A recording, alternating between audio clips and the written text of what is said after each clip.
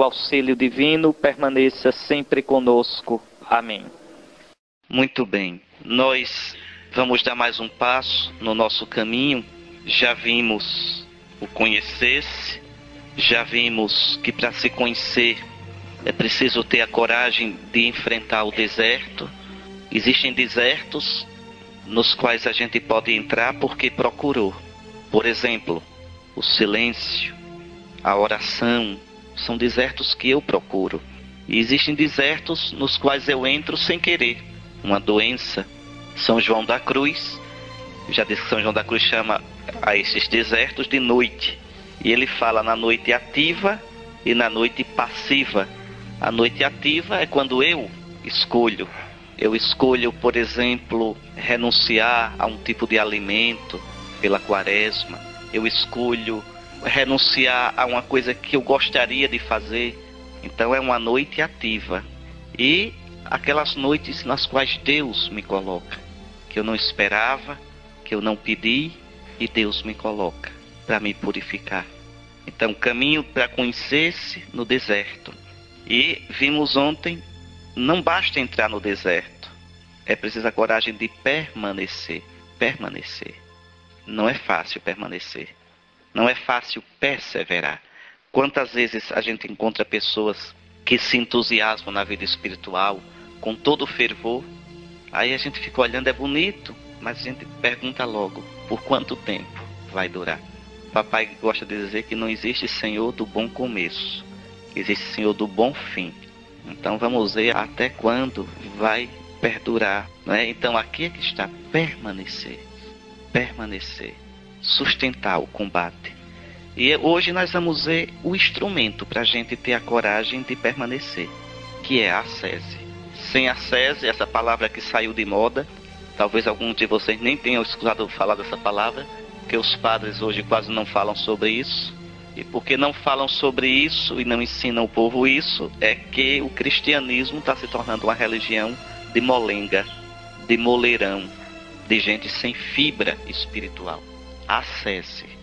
Bom, o bispo Teófano, o recluso, era monge e fizeram o coitado do bispo, tá vendo? Olha, era recluso e fizeram um bispo. Perguntou: se sairmos de nós mesmos, o que encontraremos? E ele próprio respondeu: encontramos Deus e o próximo. Observe que aqui parece haver uma contradição. Mais para frente eu vou explicar. Porque eu disse entrar em nós, conhecer-se. E como é que agora eu estou falando em sair de nós? Mas eu falei em entrar em nós para não vivermos na superfície. Para não vivermos na autoilusão. Esse sair aqui é um sair diferente. É o sair em direção a Deus e ao irmão. É o sair que só tem qualidade se eu primeiro me encontrei. Se eu primeiro me conheci, aí eu posso me dar realmente. Porque me conheço. Porque tenho o meu coração na mão. Porque me tornei Senhor de mim. Frei Inácio Larrañaga, naquela oração no Silêncio de Maria, tem uma oração que ele chama assim, evocação da capa. Tem a capa Virgem Maria, ele, olhando aquela capa, ele fez uma oração. E ali tem uma expressão que é linda, linda. Desde a primeira vez que eu li aquilo, eu acho que já faz muito tempo, mas não saiu mais da cabeça. És Senhora de ti mesma, antes de seres Nossa Senhora. Aí é que está, não é? Maria, és Senhora de ti mesma. Tu te conheces.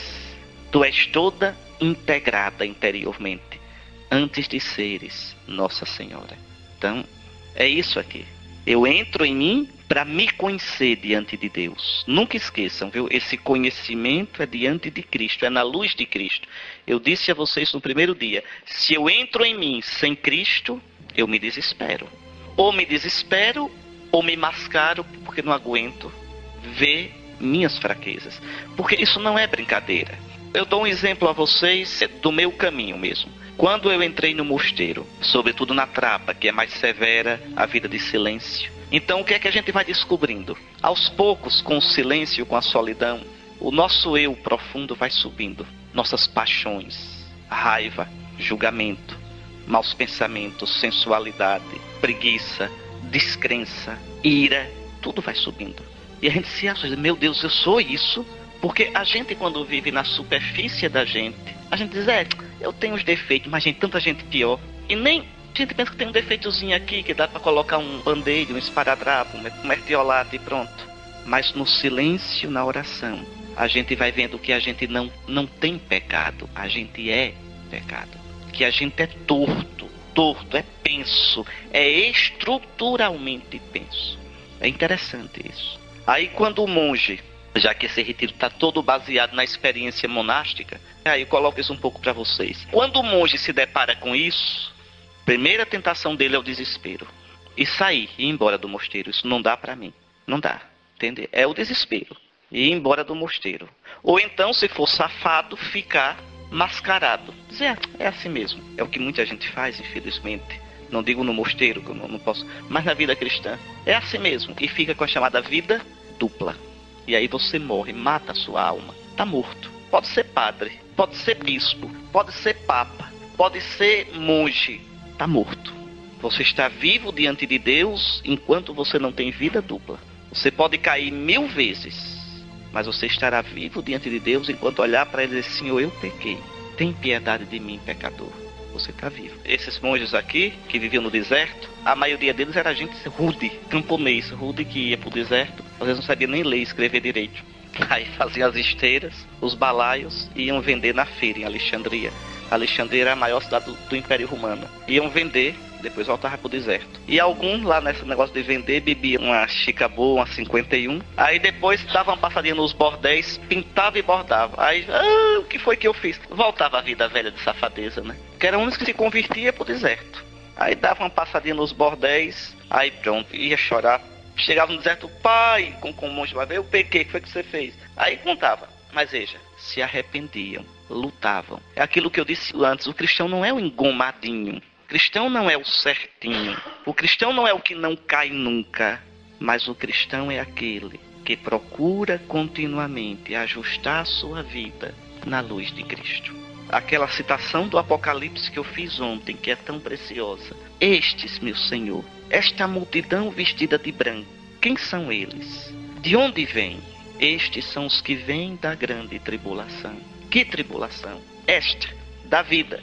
Lavaram e alvejaram suas vestes no sangue do Cordeiro. Mancharam as vestes na vida? Mancharam às vezes.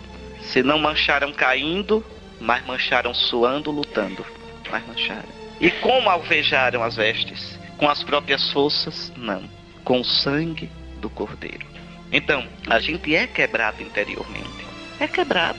Vocês fazem a experiência de olhar com calma, em paz, os seus sentimentos. Quantos julgamentos, quantos pensamentos homicidas. Em que sentido? Não, padre, eu não quis matar ninguém, não. Tem tanto jeito de matar, de eliminar o outro. Dizer, esse não vale nada. Esse aqui para mim está morto.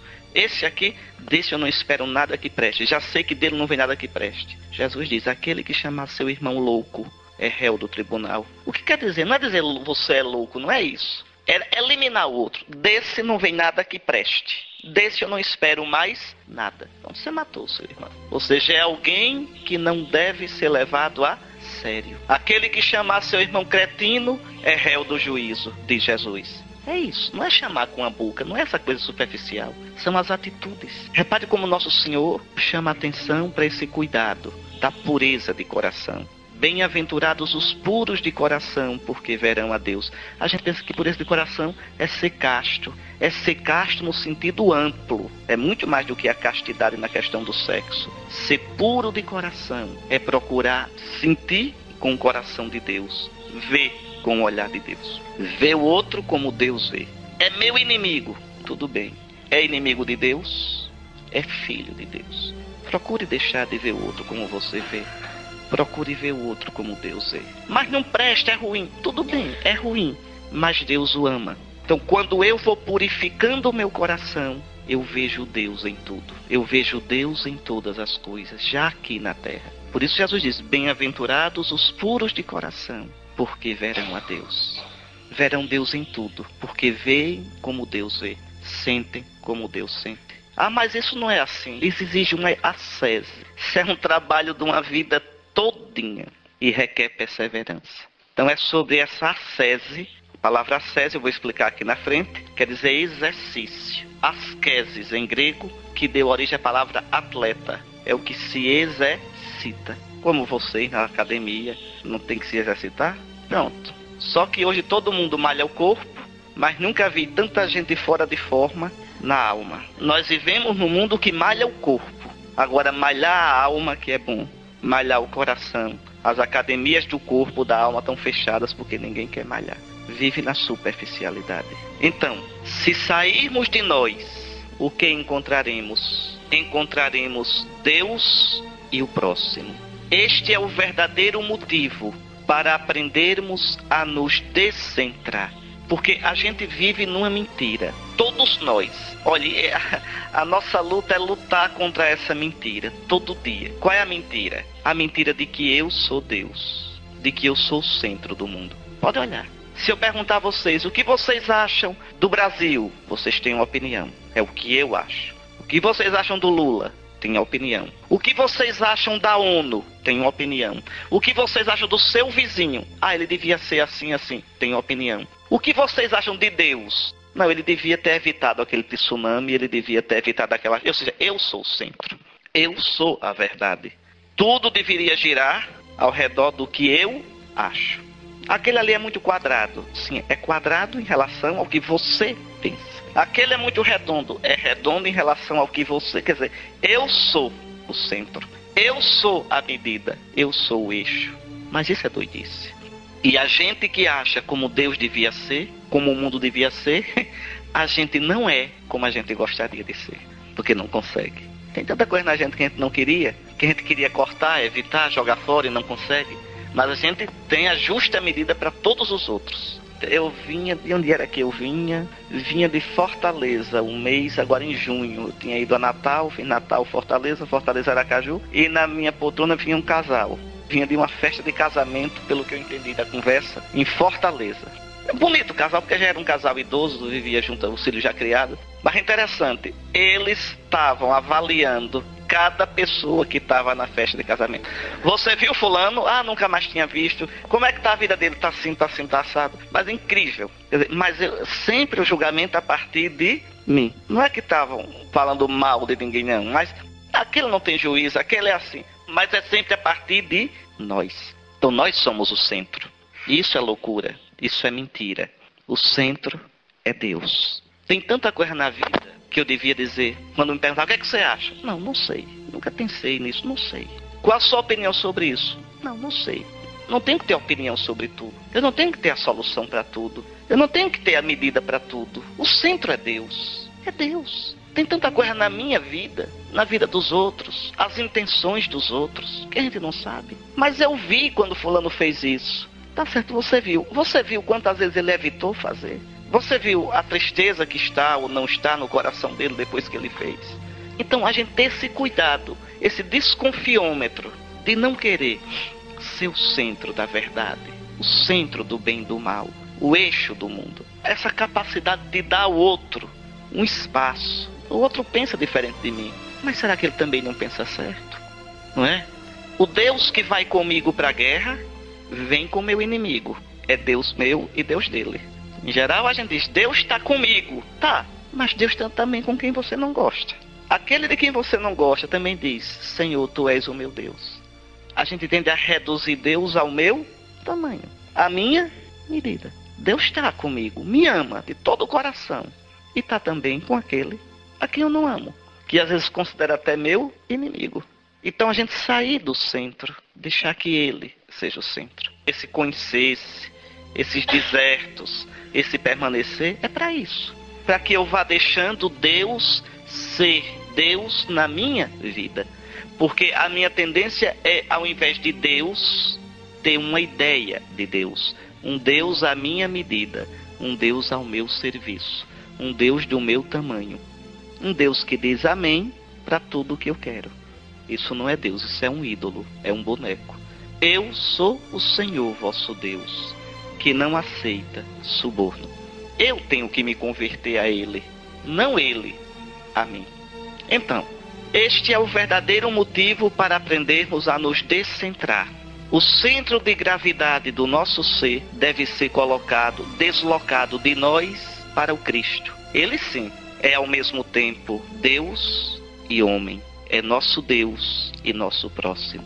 Encontrá-lo, amá-lo, olhá-lo, admirá-lo é encontrar Deus e encontrar o irmão. Por isso, olha, não se pode ser cristão. O cristianismo é uma religião muito difícil, porque é uma religião que exige o amor a alguém, a Cristo. Você, para ser um bom judeu, basta cumprir a Torá, a lei de Moisés, e amar a Deus. Você, para ser muçulmano, não precisa nem amar a Deus, basta cumprir os preceitos do Corão, obedecer. A palavra Islã quer dizer submisso. O bom muçulmano nunca vai procurar amar a Deus. É uma religião muito superficial, viu? O islamismo, muito exterior. O islamismo é o seguinte: cumpre os preceitos do Alcorão e pronto. Não interessa amar, dizer meu Deus eu te amo, não. Jejuar no Ramadã, jejua e pronto. É uma religião exterior demais. Mas no cristianismo, ser cristão é olhar Jesus nos olhos e responder essa pergunta: tu me amas?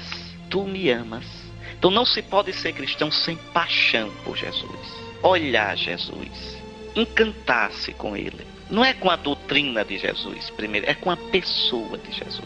Por isso o cristão deve sempre voltar ao Evangelho. Voltar para ver Jesus. Como Ele age, como Ele diz, como Ele faz, como Ele se coloca. É ser realmente apaixonado por Jesus. Por isso eu estava falando para vocês sobre esse livro, Cristo Minha Vida, e a imitação de Cristo. Porque nos dá essa graça, a graça da paixão, do encanto por Jesus. Do encanto por Jesus. De olhar para Ele, olhá-lo na cruz. Olhar a cruz do Senhor. Aprender. São Tomás de Aquino dizia: aprendi mais olhando a cruz do que em todos os livros do mundo. Isso é verdade. Isso é verdade. Olhar a cruz é tão doida, a cruz é tão escura, a cruz é tão absurda, e no entanto a cruz é puro amor de Deus. Ali eu vou aprendendo o quanto a lógica de Deus é diferente da minha, o quanto o meu modo de ver é diferente do modo de Deus. A cruz diz desespero, Deus na cruz diz esperança. A cruz diz absurdo, na cruz Deus diz amor, que dá sentido a tudo. A gente olha a cruz e diz fracasso, Deus diz vitória. Na cruz a gente olha e diz pecado, maldade do mundo que parece que vence. Deus diz amor, que vence a maldade e a morte e transforma a maldade do mundo em amor. A gente olha a cruz e diz sofrimento. Deus diz entrega amorosa. A gente diz morte. Deus diz ressurreição. Veja, a cruz é a chave para entender o mundo, a vida, a gente. A cruz é a porta, não tem outra porta para o céu. Existe uma brecha, viu, entre a terra e o céu. Esse céu que a gente nunca viu, esse céu que a gente não pode atingir, esse céu que a gente não sabe como é, mas existe uma brecha. Como se fosse um rasgão assim. Imagine uma lona aqui, separando essa parte de cá desse jardim.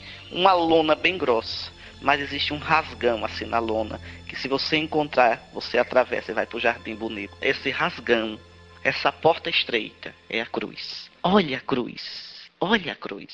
Aprenda de Jesus na cruz. Se encante com Jesus. E você passa para o outro lado. E você já experimenta agora o que é o céu.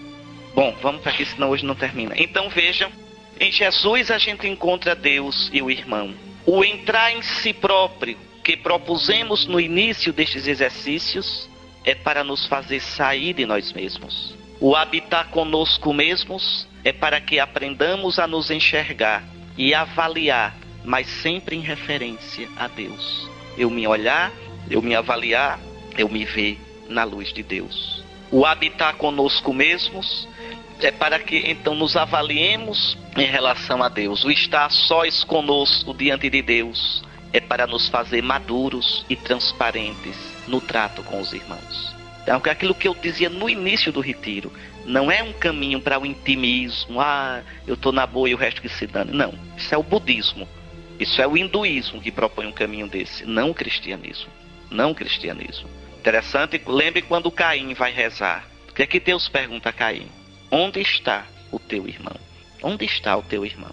Então, a verdadeira piedade, a verdadeira relação com Deus me joga para o meu irmão. E Jesus diz, o que fizerdes ao menor desses pequeninos, a mim o fizestes. Vocês podem observar, Quem muito fala em caridade, quem muito fala em amor aos outros, quem muito fala em servir o povo e não reza, não serve nada e é uma coisa exterior. É uma coisa exterior. Agora, quem nem fala nisso, mas reza, tem uma vida espiritual verdadeira, não fajuta também. Se abre em compaixão, carinho, cuidado, atenção pelas pessoas, por quem sofre, por quem está só, por quem chora, por quem está na miséria. Porque aí a gente ama com o amor de Jesus, com o coração de Jesus. Nosso coração vai pulsando na medida do coração de Cristo. Pois bem, a palavra santa, quer dizer a Bíblia, e a experiência nos ensinam que somos desequilibrados, feridos, donos de um coração dividido, fragmentado. São Paulo traça um quadro desolador do homem entregue a si mesmo. Vocês podendo leiam, viu? Romanos 7, 14 a 25. São Paulo vai dizer, né? Eu não sei o que acontece comigo. Não faço o bem que quero e faço o mal que não quero. Ele diz, o querer o bem está ao meu alcance. Mas quando eu vou fazer o bem, muitas vezes é o mal que eu faço. E aí ele pergunta, ele diz, infeliz de mim, quem me libertará deste corpo de morte? Corpo aqui para São Paulo, quer dizer, esta situação de morte. Quem me libertará dessa humanidade ferida? E ele responde, graças sejam dadas a Deus, por Jesus Cristo, Senhor nosso. Isso mesmo, é Cristo Jesus, Senhor nosso, quem nos recompõe, quem nos restaura segundo sua imagem bendita. Deformados pelo pecado, somos conformados a Cristo. Somos conformados a Cristo ressuscitado, para sermos um dia transformados à sua imagem. Então vejam, somos deformados, mas à medida que formos conformados a Cristo, seremos transformados nele. O que são os santos? Os santos são essas coisas lindas, essas pessoas, esses homens, essas mulheres que foram totalmente transformados em Cristo. Totalmente. O santo é o evangelho explicado. Quem melhor explica o evangelho não são os estudiosos, não são os teólogos. Quem explica o evangelho são os santos. Querem entender o evangelho? Leia a vida dos santos, vocês vão ver o que é o evangelho. Vocês vão ver o que o evangelho, o que Cristo, o que a graça provoca na vida da gente. Às vezes diz, esse santo é doido. É. Por que você diz que ele é doido? Porque ele deixou de ser o eixo da vida dele e colocou outro eixo, o Cristo. Uma Madre Teresa de Calcutá, não é doida? Largar tudo, para cuidar dos pobres de Calcutá, e eram tantos que ela não dava conta. Não é doida uma pessoa dessa? 200, 500, 1000 pobres, mendigos, leprosos, e ela cuidando desse com todo amor, como se fosse só ele. Quando esse morria, ela ia para o outro. Não é doida uma criatura dessa? É, aos olhos do mundo é doida. É doida. E no entanto é mais sábia do que nós todinhos. Um Francisco de Assis que deixa tudo, não é doido?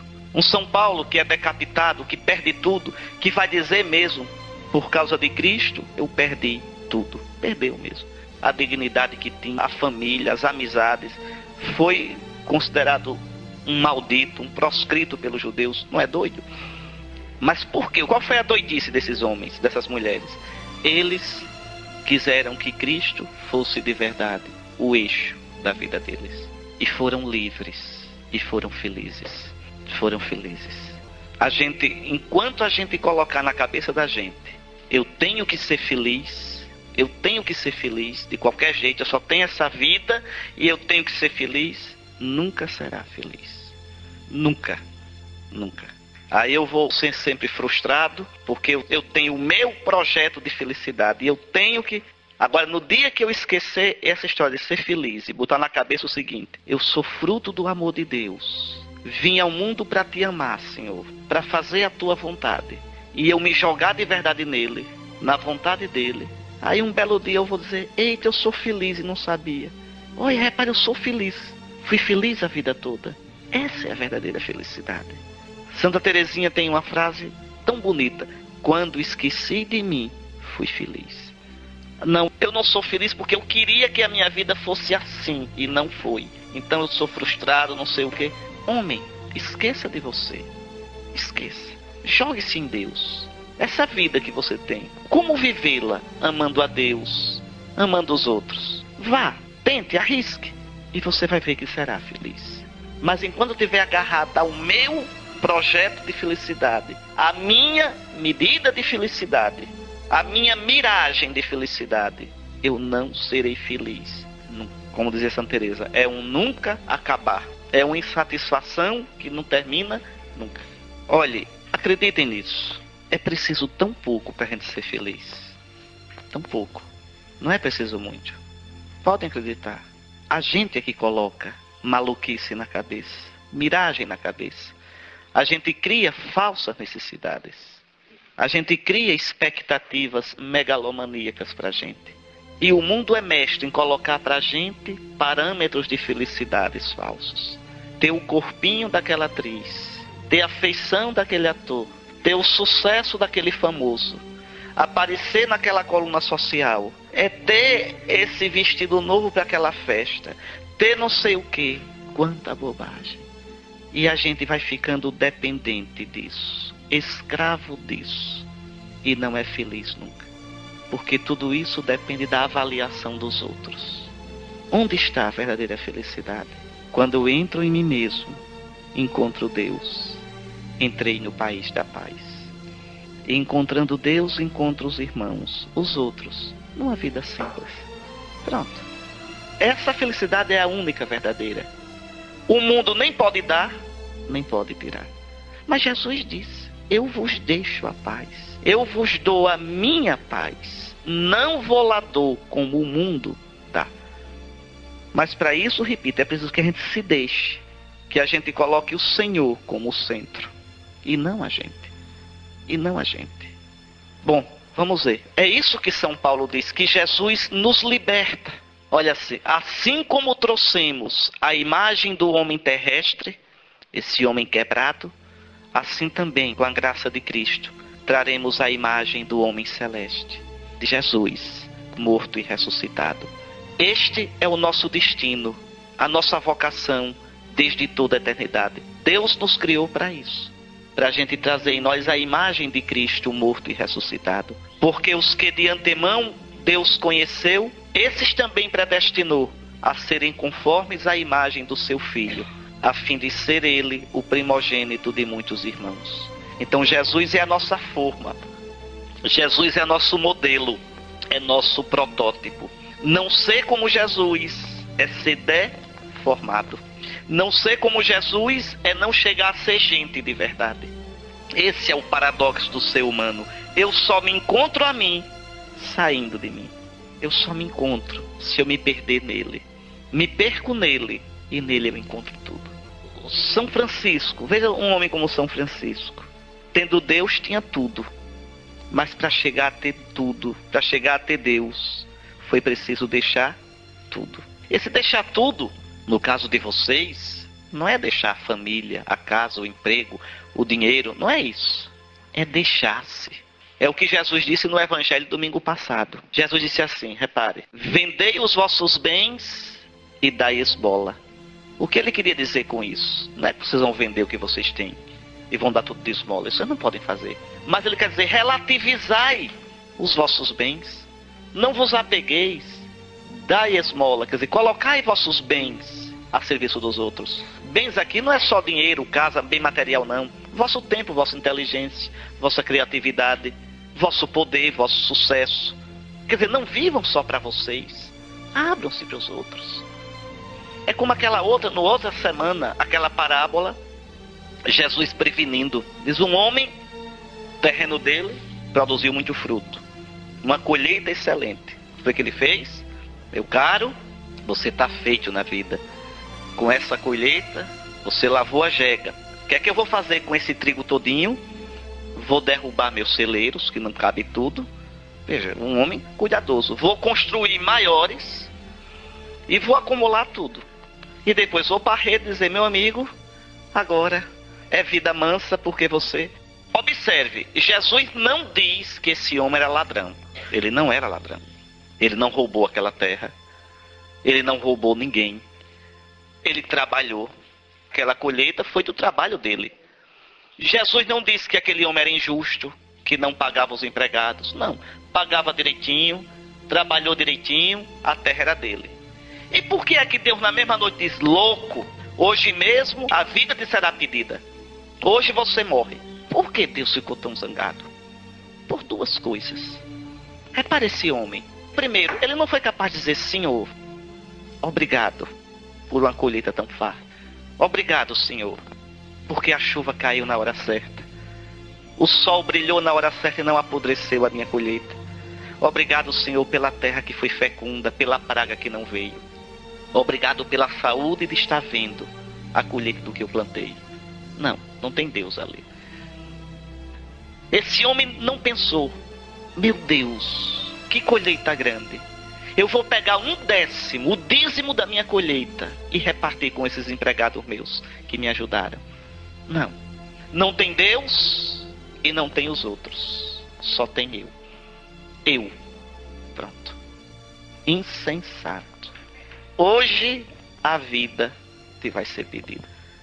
E o que tu juntaste, para quem ficou, o Eclesiastes diz, é vaidade. Vai ficar para os outros que vão brigar, xingá-lo. Os filhos vão xingá-lo, brigando pelos bens, se comendo uns aos outros. Pronto. Então vejam. Aí o Eclesiastes é vaidade. Quer dizer, é ilusão. É pó que o vento leva. É uma vida vivida. Uma vida vivida centrada em si. Que miséria. A gente conhece tanto essas histórias. Quanta solidão. Quanta solidão. Quanta aparência. Mas quanta infelicidade. Porque nós somos feitos para encontrar Deus e os outros. Nós somos feitos à imagem de Cristo Jesus. Pois bem, o caminho do homem velho para o homem novo. Esse esforço de sair de mim deformado, sair de mim ferido, sair de mim egocêntrico, para chegar a mim, transformado em Cristo, livre, maduro. Esse caminhozinho é o que a gente chama de ascese. Ascese, o exercício na vida espiritual. Nunca se esqueçam, a ascese é um caminho. A penitência que a gente faz, o esforço, a oração, tudo isso é meio, é caminho para chegar a ser transfigurado em Cristo. Quando a gente esquece isso, aí o cristianismo fica uma religião triste. Vive, é tudo tão triste, só se fala em penitência, só se fala em abnegação, só se fala... Não, se fica só nisso, é uma religião detestável. Mas não é esse o sentido.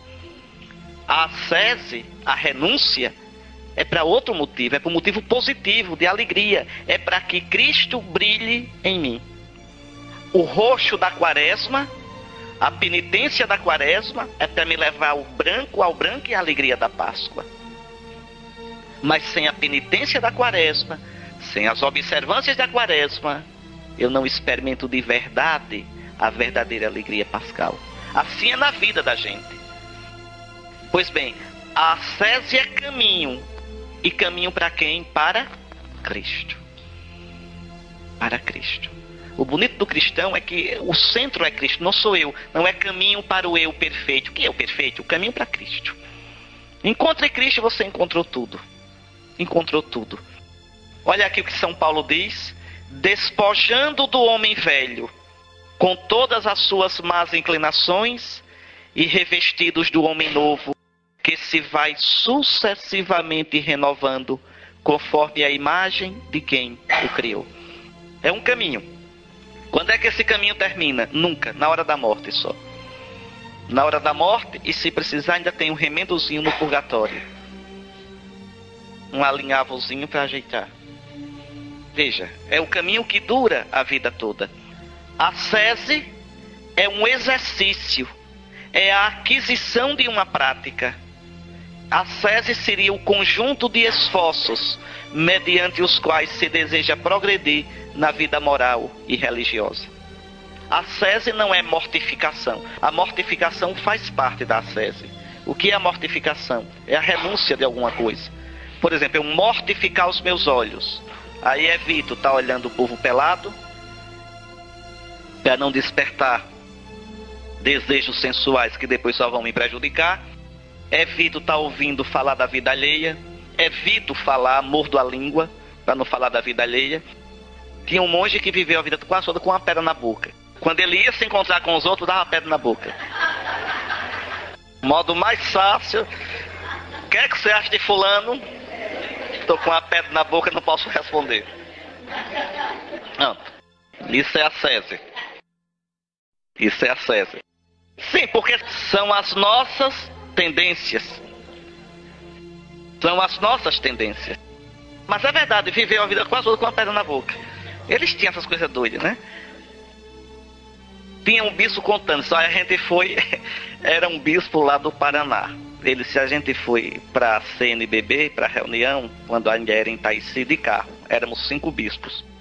E a gente, na saída, disse, irmãos, olha, vamos fazer o propósito de não criticar os outros.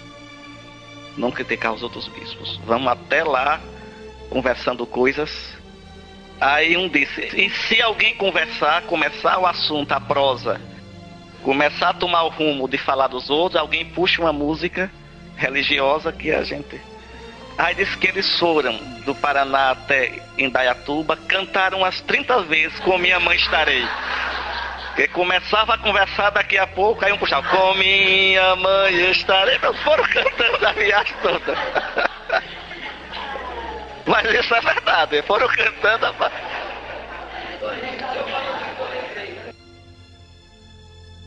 Então a mortificação faz parte da ascese. A ascese é o todo. Vou dar exemplo de ascese. Eu ser moderado no comer. Eu comer para viver e não viver para comer. Isso é ascese. E é importante. O que é que isso tem a ver com a vida espiritual? Tudo. Tudo. Porque o alimentar-se é um dos nossos instintos básicos. Se eu educo esse instinto, eu fortaleço a minha vontade para educar outros instintos. Os 2 instintos básicos do homem são o comer e a sexualidade. O comer porque é para manter a minha vida. A sexualidade porque é para perpetuar a espécie. Então são os 2 instintos básicos do homem. Se você aprende a educar esses 2 instintos, você tem mais chance de educar os outros instintos. Não se trata de reprimir os instintos, se trata de educá-los, de colocar tudo em função de Cristo, da minha liberdade de amá-lo e nele amar os outros. Então isso é ascese. Por exemplo, eu não vou dormir mais do que eu preciso. Como é que uma pessoa vai, meu Deus do céu, ter vida espiritual se acorda todo dia, meio-dia? Se não tem disciplina para as coisas, não vai rezar, não vai para canto nenhum. Esqueça a vida com Deus.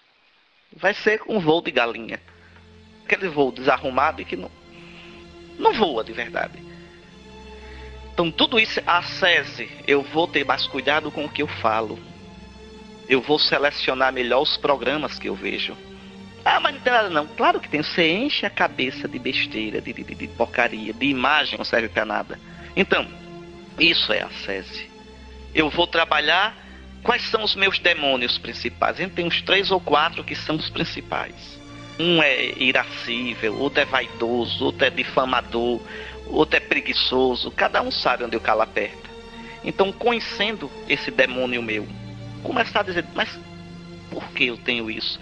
De onde é que vem esse demônio? Como é que ele se manifesta mais forte? E começar a combatê-lo.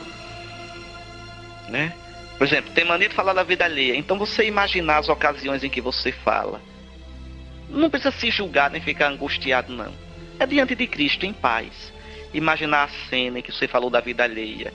A cena em que você foi grosseiro. A cena em que você foi sensual. Imaginou aquilo. Vendo você, né? Peça perdão a Nosso Senhor, em paz. Depois imagine novamente a cena. Você com a atitude correta, com a atitude que deveria ter tomado. E diga, Senhor, ajuda-me nisso. Eu sozinho não posso, mas tudo posso naquele que me fortalece. Então isso é a ascese. Esses exercícios. Faz parte da ascese a mortificação. O que é a mortificação? É a renúncia a alguma coisa que eu gosto, que me satisfaz. E para que isso? Para quê? Para malhar minha vontade. Malhação. Malhação. É exercício localizado. É.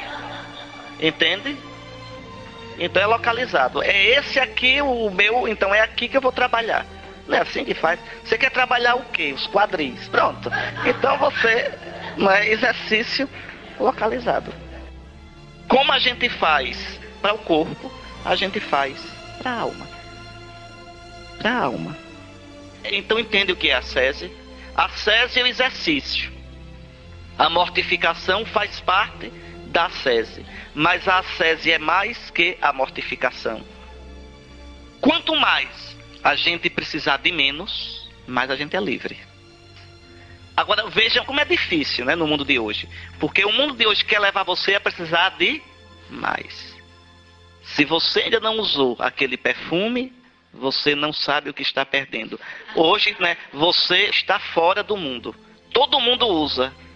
Você não usa. Pronto. A gente tem umas coisas interessantes. Repare, todo mundo começou. Uma vez até eu falei isso lá no Livramento. Aí eu falei, mas o senhor não deixa nem isso em paz. Eu digo, deixa não.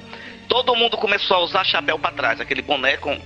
Aí todo mundo. Se você perguntar por que tá usando, não, é moda, todo mundo usa. Entende? Então nós somos assim. Quer dizer, eu tenho necessidade de entrar nisso para sentir que eu estou vivendo, que eu estou no mundo. Eu dependo dessas coisas. Dependo dessas coisas. São necessidades falsas que me escravizam. São muletas para eu ser feliz. Por que é que os padres usam ou deveriam usar roupa preta? Para lembrar isso, eu desisti de escolher. Preto é não cor. Eu não perco um minuto pensando em combinar nada com nada. Nada com nada. Com essa batina eu vou na favela e vou lá falar com o governador. Com essa mesminha, nem me troco. Nada com nada. Quer dizer, eu morri para o mundo. Para esse mundo superficial. E o mundo morreu para mim. É isso que quer dizer. É isso. Eu fui fazer uma palestra no Colégio Marista uma vez, a menina disse, por que é que o senhor usa preto se o senhor é mensageiro da paz? Eu disse, eu não sou mensageiro da paz, minha filha, nunca fui. Eu sou mensageiro de Cristo. Se Cristo me mandar fazer paz, eu faço. E se mandar fazer guerra, eu faço. Meu compromisso é com Cristo. Nele está a minha paz. Não existe paz sem Ele. Então é esse o sentido. O sentido de a gente dizer, eu renuncio à superficialidade. Eu renuncio à banalidade. Eu renuncio a me preocupar com essas coisas fúteis. Mas não é por falta de amor à vida. É porque a vida é bonita demais e preciosa demais para a gente gastar com besteira. Entendam isso. Não é? O Padre Zezinho tem uma música para Santa Clara. Clara, ou Clara, me diga por quê. Por que deste mundo te foste esconder? Tu eras bonita, de classe maior, teu pai era nobre, patrão e senhor. Aí ela diz assim, eu era bonita, tranquila e feliz, e fui me esconder no mosteiro de Assis. Será que esta vida é viver e morrer? Será que essa vida é só isso? Será que esta vida é viver e morrer, cheia de futilidade? Um dia, porém, eu parti, fui viver. Viver de verdade. Então aqui é que está a questão. Quando a gente deixa por Cristo, não é por ódio à vida. Não é por ódio ao mundo, no que o mundo tem de bonito. Por que vocês estão aqui? Por que estão aqui? Porque querem viver de verdade. Porque estão procurando uma vida melhor, no sentido positivo da palavra. Porque não querem se conformar com a banalidade, com a vida superficial. E o mundo nos convida para isso o tempo todo. Minha gente, é uma coisa que a mim me angustia muito. Porque nossos antepassados tinham tanto menos do que nós. E eram mais felizes e equilibrados. Porque nossos antepassados nem de longe sonhavam no bem-estar que nós temos.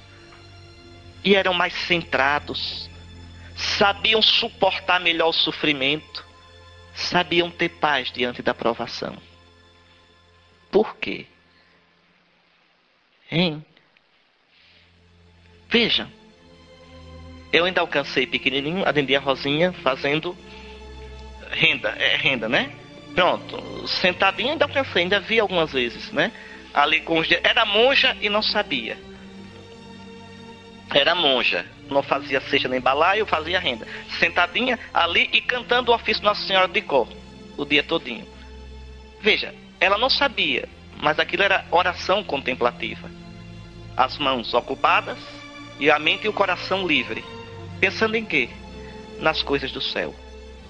Vejam, por que esse povo tinha essa sabedoria? Ela não precisava de televisão, nem de internet, nem de muito divertimento. E pergunta, a senhora é feliz? Oxe, não quero outra vida. Pois é, mas vocês vejam a sabedoria que os antigos tinham. Então, essas renúncias que a gente propõe aqui, não é por ódio à vida. O cristianismo não é uma religião triste nem inimiga da felicidade ou da vida.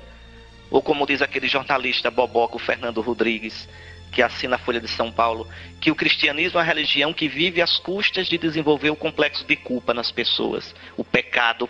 Não, não é isso. Não é isso. Pelo contrário, o cristianismo quer que você descubra o que você é, sem se mascarar. E que assim como você é amado e chamado a crescer. Então, olhe, é interessante observar que por trás do convite à ascese está uma imagem humana positiva. Podemos trabalhar nossa natureza, aprimorá-la. Não estamos entregues irremediavelmente às nossas aptidões ou às lacunas de nossa formação. Nada de fatalismo ou determinismo. Então, quando os cristãos falam em ascese, é porque eles, na verdade, creem que nós podemos melhorar. Não, eu sou assim, eu nasci assim. Não, nasceu assim? Pois mude. Tem esse defeito? Pois lute. Lute. Não se entregue. Não se entregue. Vejam hoje, os pais não sabem mais isso. Como os pais não têm mais referência em Cristo, vejam que coisa séria. Quando a gente é cristão de verdade, a gente sabe que o homem perfeito é Cristo. Que a verdade do homem está em Cristo.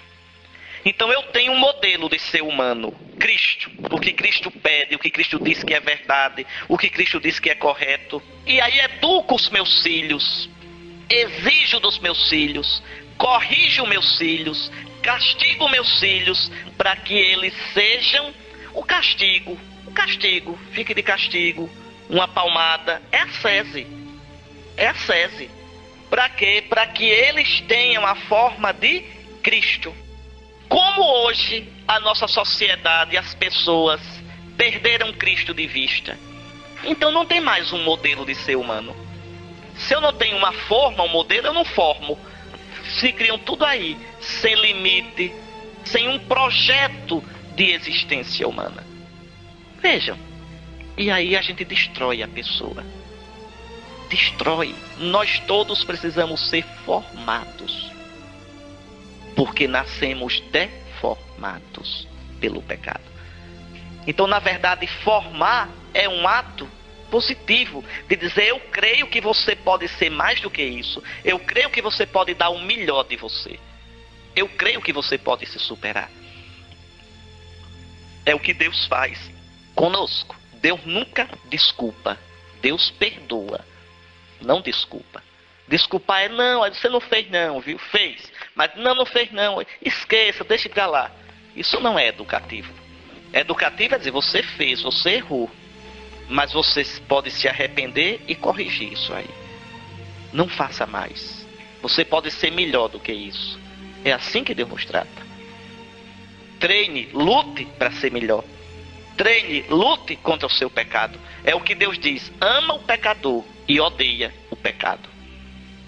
Pois bem, olha o que diz o abade Zacarias. Quem se aplica com esforço a tudo o que faz é um monge. Quer dizer, é um cristão. Pois sem trabalho, né, sem ascese, ninguém pode possuir a Deus. Entendam. Ah, mas sem ascese nenhum eu já experimento, meu Deus. Mentira. Você experimenta seu próprio sentimento, sua imagem falsa de Deus. Não é o Deus verdadeiro. Sua espiritualidade é falsa. É de sentimento, é de confete, é de confeito. Não tem consistência. Entende? Tá aqui, amanhã deixa isso aqui, vai para outro lugar. No primeiro trio elétrico que passar, você vai atrás. Né? Os trios elétricos da vida. Você não tem consistência. Mentira. O conhecimento de Deus exige exercício. É difícil. Existem épocas na vida da gente em que Deus se esconde. Vocês querem um bom livro para entender isso? Um livro gostoso de ler? Mostra-me teu rosto, do Frei Inácio Larrañaga. Muitos de vocês conhecem. É um livro que vocês deviam ler mais de uma vez. Eu li aquele livro umas 5 ou 6 vezes na minha vida. Primeira vez que eu li aquele livro foi em 1975. Faz tempo. Aí eu me lembro, eu fui até me confessar, em 78, estava em Maceió, fui me confessar com o padre Rubião. E tinha levado o livro porque eu estava lendo lá na igreja do Rosário, né? O padre Rubião era padre no Rosário. Aí o padre Rubião pegou assim o livro e disse: meu filho está lendo esse livro. E você está entendendo isso? Eu digo: tô, padre. Era um livro recém-saído e eu, pirralhozinho, disse: está entendendo isso? Tô, padre. Lê esse livro. Mostra-me teu rosto. É das Paulinas, Inácio Larrañaga. Foi um livro escrito em 74, 75, por aí. Hoje ainda é um livro atual. Atualíssimo. Ele é um livro muito importante porque nos explica o caminho da vida espiritual. Os momentos de dificuldade, de secura, de aridez, de escuridão. E aí é que está. O nosso mal é que nessas horas a gente foge. Foge da ascese. Foge do deserto. E aí ninguém constrói nada. Pois bem, vamos para frente. Esta luta sempre esteve presente na tradição cristã. Nosso mundo, tão condescendente com o egoísmo e o domínio dos sentidos, certamente vê com reservas qualquer processo ascético. E infelizmente os padres e os religiosos estão nessa, infelizmente. Às vezes não incentivam ao povo, não ensinam ao povo o caminho do exercício espiritual. Não, precisa não, para que isso? Para se converter, para mudar de vida, para ter uma vida santa, para ter uma vida reta, para não ter vida dupla. Porque senão todos nós teremos. Ninguém está livre, né? Como um padre que me perguntou ainda semana passada: ô Dom Henrique, ainda hoje tem sentido na Salve Rainha dizer, nesse vale de lágrimas, nesse exílio? Eu digo: tem, é para dizer. Você quer mais exílio e vale de lágrimas do que essa bagunça que está no mundo de hoje? Está achando pouco? Entende? Crack não é vale de lágrimas não. Essa imoralidade, essa destruição da família, essa descrença, essa falta de sentido no mundo, falta de autoconhecimento. Agora a gente descobriu que de repente todo mundo é bacana, todo mundo pode fazer tudo, é tudo puro, tudo lindo. Conversa fiada. Conversa fiada. Então a gente precisa sim de conversão. A gente é quebrado sim. Então vejam, São Paulo já dizia, olha, comparava a vida cristã com o exercício dos atletas. Não sabeis que aqueles que correm no estádio, correm todos, mas um só ganha o prêmio? Correi de maneira a consegui-lo. Os atletas se abstêm de tudo, eles para ganhar uma coroa perecível, nós para ganhar uma coroa imperecível. Trato duramente o meu corpo, corpo quer dizer a minha vida toda, minha existência, e o reduzo à servidão. Que servidão é essa? Minha vida tem que estar debaixo do serviço de Cristo. Aí eu sou feliz, aí eu sou livre. Deixa eu correr um pouquinho aqui, viu? Eu quero... Não, tem muita coisa. Pela ascese, o cristão abre-se para Deus e entra num estado de paz. Aquilo que os gregos chamam de apáteia, ou apateia. A pureza de coração. Aquele estado de clareza e pureza interior, de amor como abertura para Deus, tendo as atitudes de Cristo. É verdade. Aí sim, aí se abre. a gente começa a ver como Jesus via, a sentir como Jesus sentia, a ter as atitudes de Jesus. Mas só depois dessa é uma luta interior. Eu me lembro na Trapa, o irmão Barnabé, já velhinho. O irmão Barnabé parecia uma criança. Era uma graça, irmão Barnabé. Uma graça. Um homem manso, delicado. Eu me lembro, eu passei um tempo fazendo um tratamento dentário em Curitiba. E quando eu voltava já era tarde. Eu fiz uma cirurgia grande aqui em cima. Teve que rasgar aqui em cima para ir lá na raiz do dente. E eu tinha que ir toda semana a Curitiba para fazer o controle. E quando eu voltava de 11, voltava muito tarde. Os monges já estavam todos dormindo, né? Então já trazia a chave. Pois todas as vezes que eu voltava, irmão Barnabé estava me esperando. Já velhinho ele. E já tínhamos rezado completas. E depois de completas é proibido falar. Na Trapa não se fala nunca. Mas depois de completas é que não se fala mesmo, nem por gesto se fala. Pois irmão Barnabé estava lá esperando. Aí eu me sentava. Ele deixava as coisas assim na mesa, eu sentava para tomar café, aí ele se sentava do lado. Aí dizia, e como foi a viagem? Era proibido, mas como foi? O que viu, o que não viu? E depois me ajudava a lavar os pratos. Toda vez.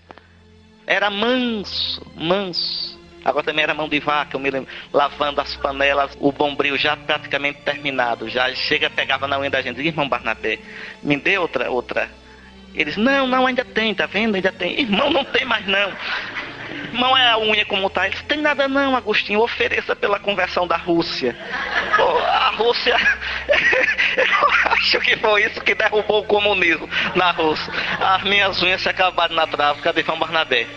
Mas interessante, por que eu estou dizendo isso?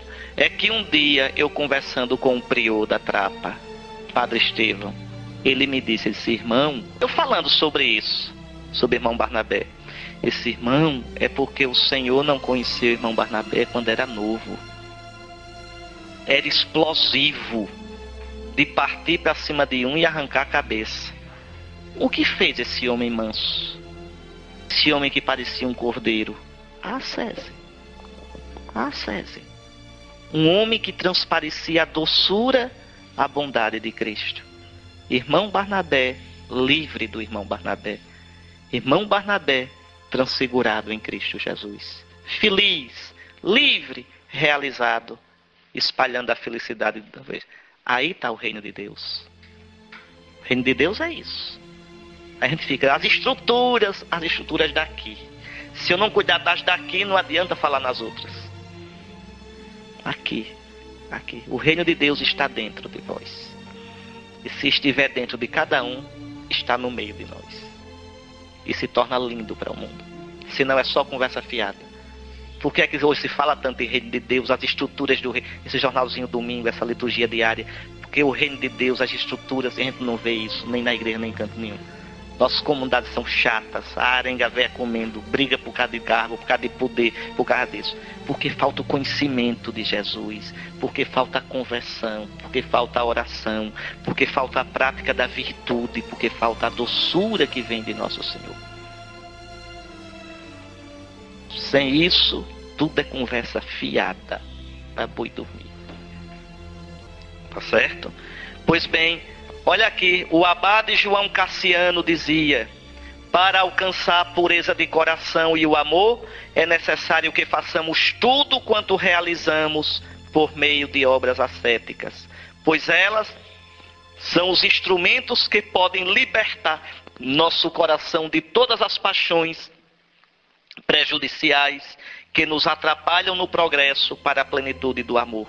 Assim, nós praticamos o jejum, as vigílias noturnas, o recolhimento, a meditação das Sagradas Escrituras, por almejarmos a pureza de coração que consiste no amor.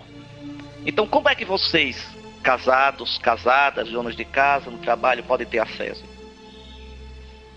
Procurando um estilo de vida mais simples. Mais simples. Vocês não vão viver como monges, não, pelo amor de Deus. Mas um estilo de vida mais simples, não é? Por que eu posso cortar de televisão e no lugar daquela novela ler um bom livro? Mesmo cansado, não deixar de fazer minha oração. Entende? Ou seja, pequenas coisas que vocês vão vendo que possam cortar. Que possam ter uma vida mais... Porque, repare, a gente não planeja a nossa vida. É uma miséria. A gente vai sobrevivendo. A gente vai cantando com o Zeca Pagodinho. Deixa a vida me levar, a vida leva eu. Não! Não deixe a vida levar você. Você tem que levar a vida. Que vida eu quero pra mim? Como é que eu quero viver? O que é que eu quero de mim? Então, eu arrumar minha vida em função disso. Isso exige disciplina. Isso é ascese. A ascese de vocês não pode ser a do bispo, a de um monge. Mas tem que ter, todos nós temos que ter uma vida ascética. Não é? Por que esse desejo desenfreado de ter? Por que esse desejo desenfreado de falar de você, de se impor, de aparecer? Por quê? Então essas coisas que a gente tem que corrigir na gente. Todos nós. Isso é um trabalho o tempo todo. Por exemplo, eu agora sou bispo auxiliar. Sou bispo. Mas sou auxiliar de Dom Lessa. Veja aqui um belo trabalho de ascese do bispo auxiliar. Ter o cuidado de sempre deixar que o irmão mais velho, que o metropolita, tenha o primeiro lugar. O cuidado. A delicadeza. Aí chega um padre. Dom Henrique, eu queria que o senhor fosse consagrar a igreja da minha paróquia. Primeiro chame o arcebispo. Se ele não puder, eu vou. Não é política de boa vizinhança. É ascese. Eu gostaria de ir? Gostaria. Mas tem meu irmão, mais velho. Meu irmão que é o metropolita. Por que tem que ser eu? Por que eu tenho que ter o primeiro lugar? Dê para ele. É ascese. Estou dando exemplos para você. Todos nós, na nossa vida, todos nós, temos que viver essa dimensão da ascese. Né? Não primeiro eu, não o que eu gosto sempre. Saber dar a vez, saber silenciar. Às vezes gostaria de pegar e... né? Ontem mesmo, o André estava comigo, ele viu. Ontem eu estava com febre à noite lá no interior. A missa terminou e o padre foi falar. Falou uns 20 minutos aquele padre, não foi? Eu estava já ali doidinho. Homem, cala a boca, mas ali, quietinho, pronto. Ouvindo, sem dizer nada. O padre terminou, muito bem, um abraço, tudo. Ascese. Ascese. Você vai numa paróquia, eu fui numa paróquia aqui. Eu fui, celebrei, preguei. No fim o padre não me ofereceu um copo d'água, nem me deu jantar. Eu digo, eita, padre, o seminarista que estava comigo, quando eu voltei, eu digo, meu filho aqui mesmo, eu já liguei, que eu já peguei o telefone aqui do Shining Box, eu já liguei do caminho, digo, meu filho, prepare aí um prato e leve logo, que era para quando chegar a comer, que está se acabando de fome. Chegamos quase 11 horas da noite em Aracaju, tudo com fome. Veja, aí você tem que maneirar para não pegar o padre pela goela, entende? Aí depois chama e diz, eita, padre, você esqueceu naquele dia de dar comida ao bispo, nem perguntou se eu tinha... Mas com jeito, tudo isso é ascese. Ascese. Mas a gente tem que se segurar.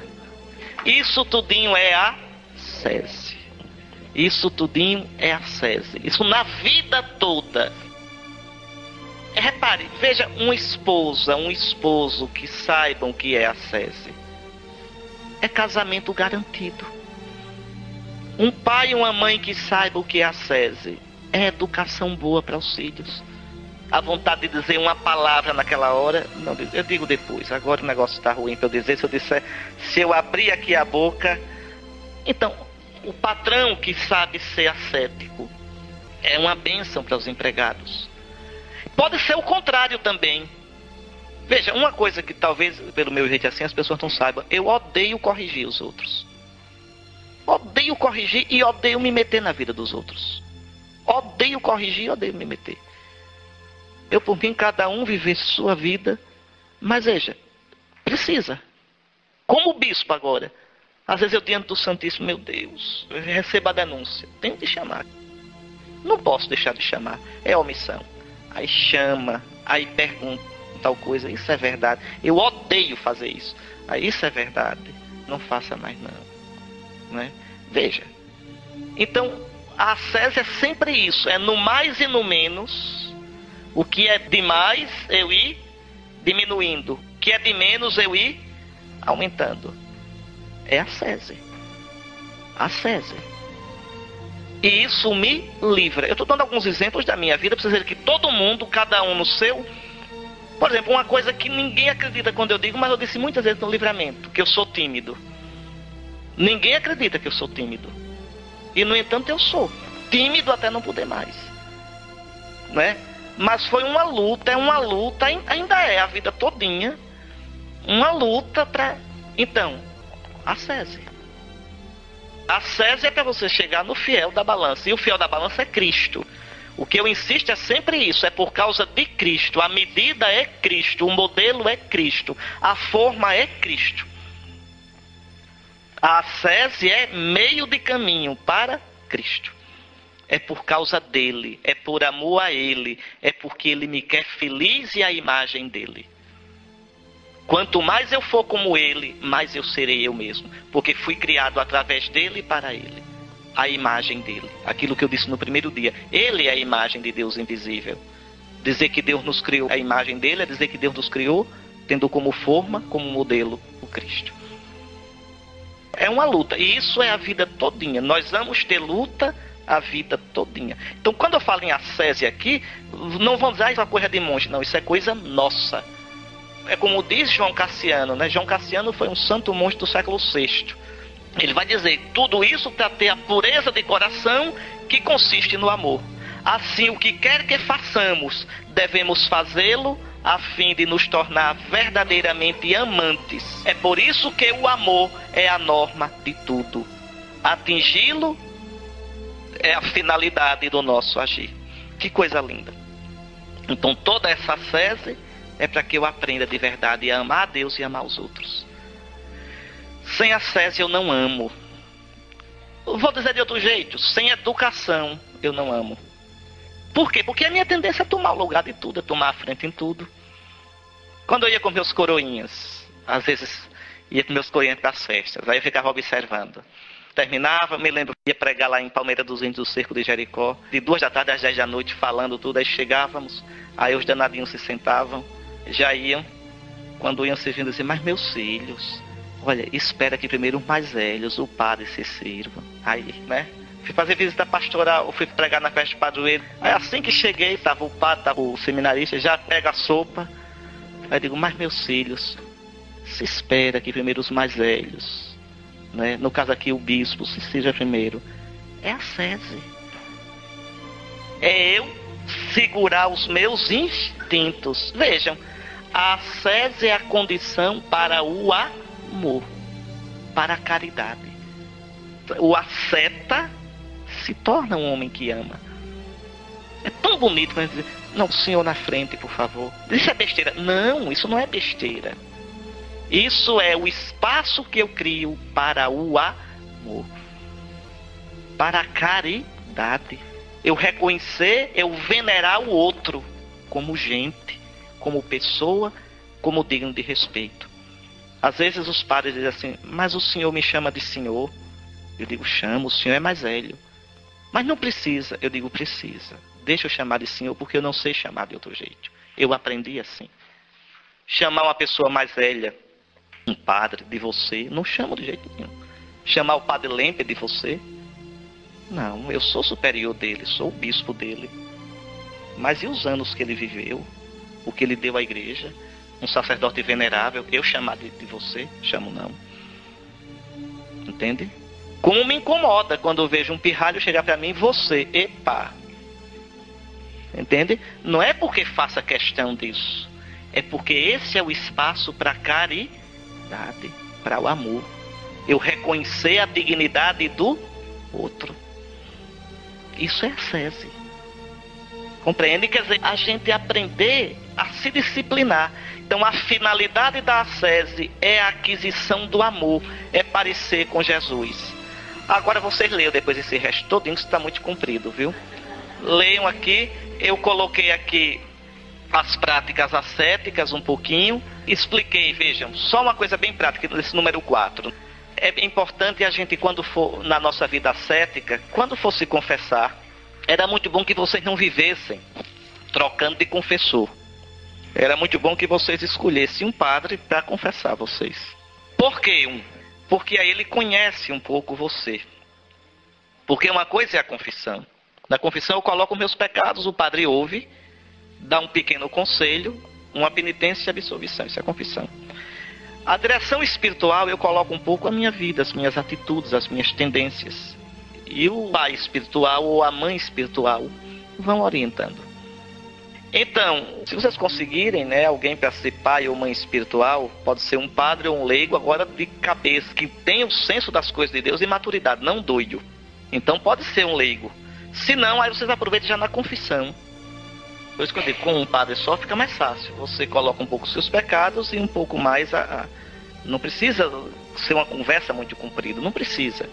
Por exemplo, hoje eu queria conversar com meu pai espiritual sobre minha vida de oração, sobre meu modo de usar meu dinheiro, sobre minha vida de família. Então coloca um pouco, faz um pouco, cada vez um aspecto. Então isso já é direção espiritual. E aí, uma coisa que eu peço é colocar para o padre, que quando vocês forem se confessar, agora um padre de juízo, o que vocês estão fazendo de ascese, para que ele diga se está de mais ou se está de menos. Isso é importante, para a gente não... Porque às vezes a gente desapruma na medida. O pai espiritual, se for possível, se não for, paciência. Façam, procurando ter bom senso. Por isso que eu coloquei aqui algumas coisas, né? Porque às vezes fazem umas promessas, umas coisas tão doidas, umas asceses tão doidas. Não. A ascese não deve ser coisa exótica. Existia muitos desses monges que caíam em coisas exóticas. Por exemplo, os estudistas, que viviam a vida todinha trepado numa coluna. São Simão estudista, viveu a vida todinha trepado numa coluna. Todinha, dormia tudo trepado na coluna. São excessos. Excessos. Uma abadesa, esqueci o nome dela agora, que viveu a vida todinha trancada, mandou fechar tudo sem janela, sem nada. Então são excessos. Às vezes a gente pode ter excessos. Às vezes até arruinar a saúde. Às vezes ficar com ideia fixa em alguma coisa. Então, aqui se requer o bom senso. Se não tiverem um diretor espiritual, tenham pelo menos essa coisa tão santa. Bom senso. Tá certo? Pronto. O resto dá para vocês lerem sozinhos, tranquilamente. Agora veja, um pouquinho de ascese, viu? Eu volto a insistir. Um pouco de silêncio. Eu sei que não é fácil, sobretudo porque essa casa é muito fechada. Eu vou para minha casa e faço. Agora vocês, então... Eu recomendo isso. Agora eu pedia isso só pela caridade para com os outros. Quem estiver subindo pelas paredes que não pode ficar calado, vem aqui para perto do rio, aqui para fora, porque o irmão também está querendo fazer um retiro mais. Tá certo? Só essa recomendação mesmo.